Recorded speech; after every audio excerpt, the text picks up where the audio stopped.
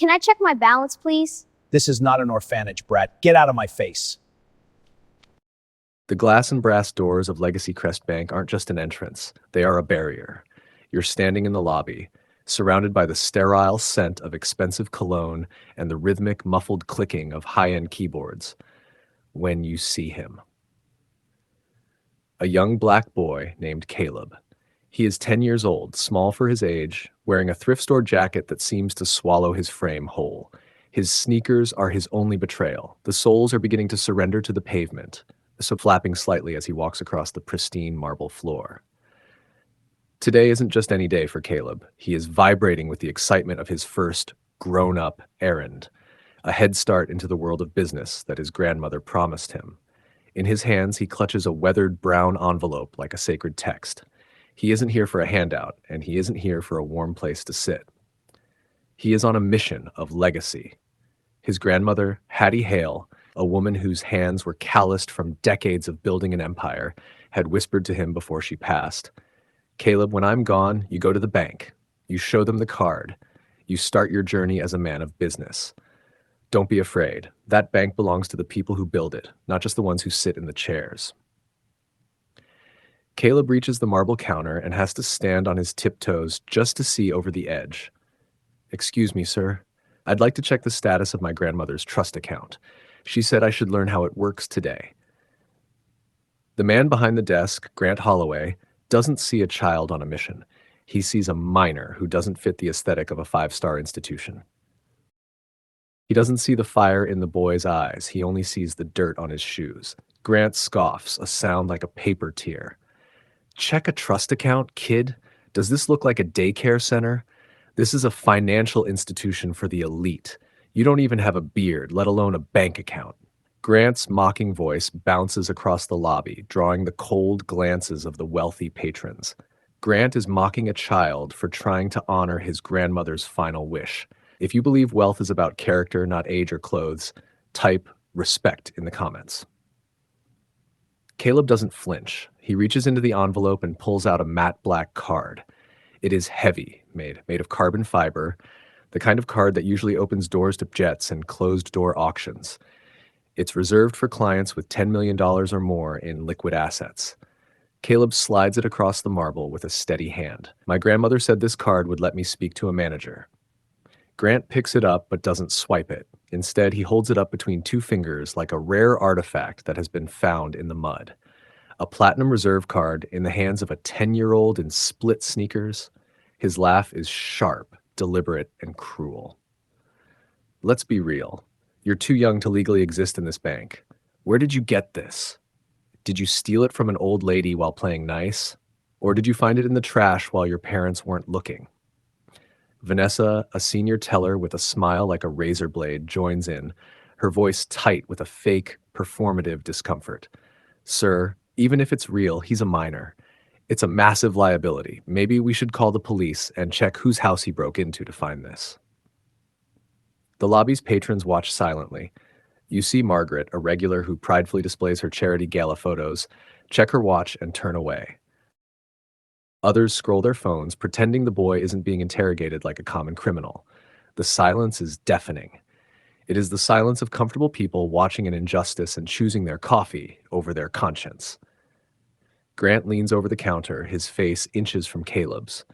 The smell of Grant's expensive espresso is suffocating. "Listen, champ, I've been in banking 15 years. I know a scam when I see one. You're too young to sign a contract? Too young to hold this card, and frankly, you're too poor to even be standing on this marble." He points to a cold metal chair tucked in a far corner, hidden behind a pillar, right next to the janitor's closet and the restrooms. "Sit there. Don't move. I'm calling the central office to report a stolen high-value asset. If you try to leave, my guard will tackle you." Caleb walks to the chair. Every step feels like a mile. He unfolds a letter from the envelope. The paper is soft, smelling faintly of the lavender perfume his grandmother used to wear. "My brave boy, never let anyone make you feel small. You are the heir to a legacy of giants. The world will try to tell you that you don't belong. They are lying." As Caleb sits in the shame corner, you watch Grant ignore him completely. Grant greets a white businessman who arrives 20 minutes later, offering him a seat in the VIP lounge and laughing about their weekend at the Hamptons. He whispers a joke about the little thief in the corner, and the businessman chuckles. For 30 minutes, the bank functions as if Caleb is invisible. For 30 minutes, the bank functions as if Caleb is invisible. The absolute dehumanization of a child for nothing more than his appearance. If your heart breaks for Caleb sitting by that janitor's door while the world ignores him, drop a stay strong in the comments. After 32 minutes, Grant calls Caleb over, not to help him, but to finalize the humiliation. I checked the system. Grant lies. There is an account under Hattie Hale, but she was trustee of a global construction firm. There is no world where you are her grandson. You're a minor, you're unaccompanied, and you're a nuisance to my real clients. My uncle Marcus is parking the car, Caleb says quietly, his voice finally starting to shake. He told me to come in and start the process so I wouldn't be afraid. He said I should be brave. Grant's eyes flash with malice. Your Uncle Marcus is probably sitting in a getaway car waiting for you to come out with cash. Security. Leon, the guard, steps forward. Leon is in his 50s. He has worked here for 11 years. He knows a child isn't a threat.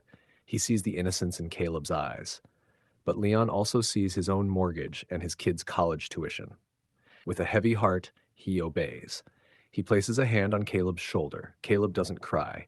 He gathers the letter, presses it to his chest, and walks toward the exit with more dignity than anyone else in the room. As the doors close, Grant sneers to the lobby. That's how we keep the riffraff out of our neighborhood. Sorry for the smell, everyone. Outside, a black armored sedan rolls to a silent stop. Marcus Hale steps out. He radiates power, Lestek, wearing a charcoal suit worth more than Grant's annual salary. He is the chairman of the board of the global group that owns Legacy Crest. He sees Caleb sitting on the stone wall. He sees the fire and the hurt in his nephew's eyes. Marcus doesn't need to ask. Taking the boy's hand, he walks back into the bank. The silence hits the room instantly. Grant's smug smile vanishes. Marcus doesn't approach the tellers. He walks straight to Grant's desk and slams a card down. Majority shareholder. I believe my nephew was trying to verify his trust status, Marcus says. The air in the room feels like it has been sucked out. Grant stammers, his face turning the color of ash. Mr. Hale, sir, we have strict policies about minors. He shouldn't be alone.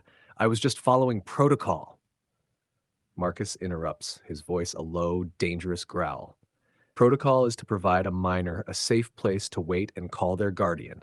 It is not to mock his dead grandmother or toss him near a janitor's closet. You saw a black boy and decided he didn't deserve the air in this room. You didn't see a client, you saw a target. Marcus turns to the lobby, his eyes landing on Margaret and the others. And to the so-called elite clients who watched this happen and said nothing, your accounts are being closed by 5 p.m. We don't hold the wealth of people who have lost their souls.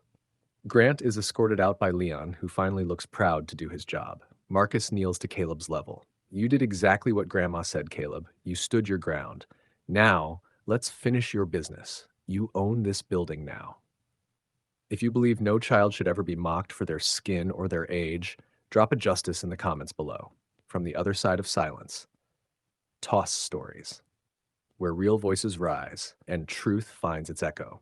Like and subscribe, because the truth doesn't just speak, it screams. And don't worry about Grant. By the next morning, he'd been replaced.